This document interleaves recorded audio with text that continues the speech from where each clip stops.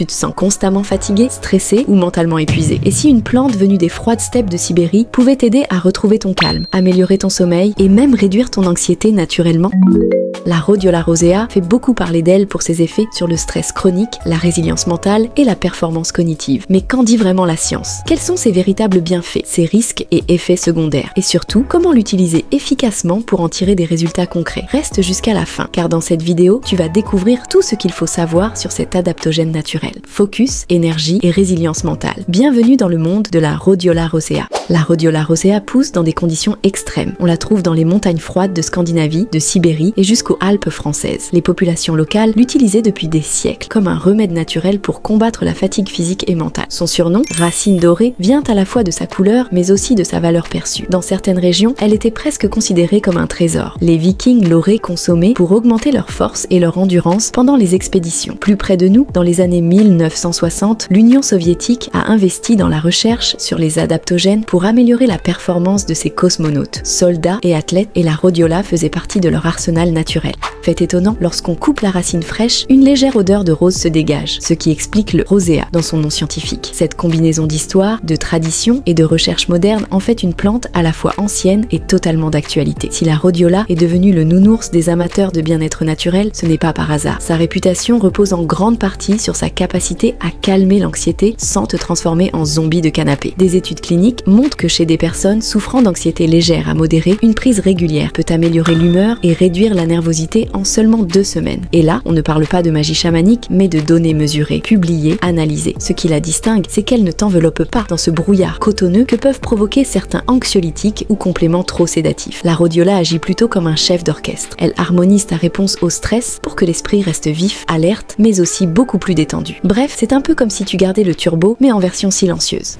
La rhodiola appartient au club très sélect des adaptogènes, ces plantes qui aident ton organisme à s'adapter aux situations stressantes. Elle agit directement sur l'axe HPA. En gros, c'est le chef de la brigade anti-stress de ton corps. Résultat, lors d'un rush au travail, d'un examen ou même d'une crise imprévue, ton système nerveux ne part pas direct en mode sirène hurlante pour faire face aux moindres problèmes. Imagine que ton cerveau soit un bureau en open space. Sans rhodiola, c'est tout le monde qui crie dès que le téléphone sonne. Avec rhodiola, c'est la personne la plus zen de l'équipe qui décroche calmement et règle la situation avec classe. Ici, la rhodiola brille particulièrement. Contrairement à la caféine qui te propulse au sommet mais comporte aussi un crash, elle offre une énergie lisse et régulière. Beaucoup rapportent qu'ils se sentent plus concentrés, plus endurants mentalement et moins sujets aux coups de fatigue. C'est l'allié parfait pour éviter le fameux mur de 15 heures où tu regardes ton écran en te demandant pourquoi tu es là. Et peu de gens le savent, mais la rhodiola ne se contente pas de jouer les pompiers face au stress. Elle agit aussi plus en profondeur au cœur de la chimie du cerveau, en influençant la production et l'équilibre de neurotransmetteurs clés comme la sérotonine et la dopamine. La sérotonine, souvent surnommée l'hormone du bonheur, aide à stabiliser l'humeur et à créer un sentiment de bien-être durable. La dopamine est plus du côté de l'élan et de la motivation. C'est elle qui te donne envie de te lever, de commencer ce projet que tu repousses depuis des semaines ou de terminer une tâche avec satisfaction. C'est pour ça que certaines personnes constatent un double effet.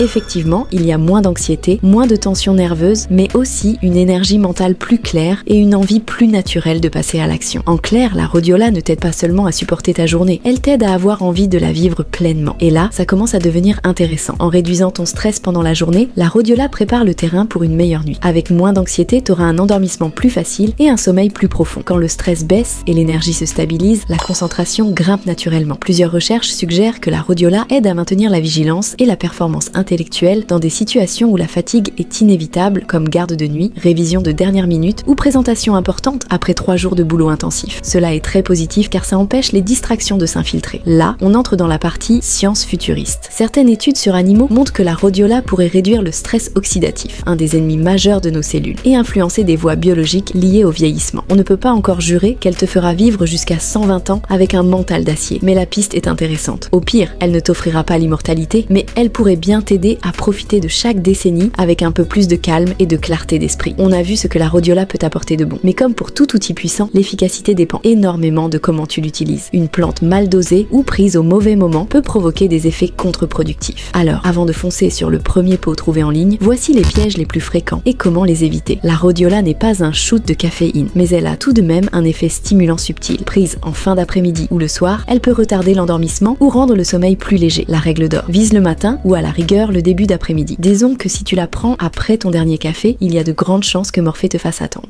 Et en ce qui concerne l'énergie, un des meilleurs moyens d'optimiser son effet, c'est c'est de la prendre juste avant une activité qui te demande de la clarté mentale et de la présence. Une séance de sport, une réunion importante ou même une marche au soleil. Le combo adaptogène plus mouvement agit comme un double signal pour ton corps qui se met en mode énergie fluide et stable. Côté effet secondaire, la rhodiola est globalement bien tolérée. Les réactions observées sont rares et généralement légères. Bouche sèche, étourdissement ou nervosité si tu en prends trop. Mais il y a des cas où la prudence est essentielle. En cas de troubles bipolaires, des épisodes maniaques ont été documentés. Mais tu l'auras compris, dans un cas pareil, un avis médical est obligatoire avant toute prise. Même vigilance pour les femmes enceintes ou allaitantes, car les données manquent, donc mieux vaut s'abstenir. Parlons maintenant recettes et façon de la consommer. La manière la plus simple et de loin la plus répandue reste la gélule, à avaler avec un grand verre d'eau le matin. C'est rapide, précis en dosage, et tu peux l'intégrer facilement à ta routine, juste après le petit déjeuner ou en même temps que ton café. Sauf si tu veux tester l'effet de la rhodiola seule, ce qui peut être intéressant au début pour sentir la différence. Niveau complément, la qualité varie énormément. Certaines poudres non standardisées sont tout simplement inefficaces, voire coupées avec d'autres plantes. Vérifie toujours la provenance, les tests réalisés par des laboratoires et la mention de la standardisation sur l'étiquette. Si ce n'est pas indiqué, c'est généralement mauvais signe. D'ailleurs, si tu veux tester la rhodiola en complément alimentaire, n'hésite pas à aller voir le lien affilié que j'ai mis pour toi en description. Tu trouveras un produit de qualité que je recommande personnellement. Par contre, surveille ton dosage. Les études les plus fiables utilisent des extraits standardisés à environ 3% de rosavine et 0,8 à 1% de salhydroside, à des doses généralement comprises entre 200 et 400 mg par jour. Commencer trop haut, c'est risquer de te retrouver avec de légers effets indésirables comme des maux de tête, une sensation d'agitation inhabituelle ou même un léger inconfort digestif. Mieux vaut commencer bas, observer et ajuster ensuite. Mais si tu es plutôt du genre à aimer transformer tes compléments en petits rituels, il existe plusieurs façons d'intégrer la rhodiola à des boissons réconfortantes. L'une des plus agréables est le latte adaptogène. Fais chauffer ton lait végétal préféré, avoine, amande, coco. Ajoute une cuillère de cacao pur, une pincée de cannelle et tu peux aussi adoucir avec un peu de miel ou de sirop d'érable si tu veux éviter la grimace.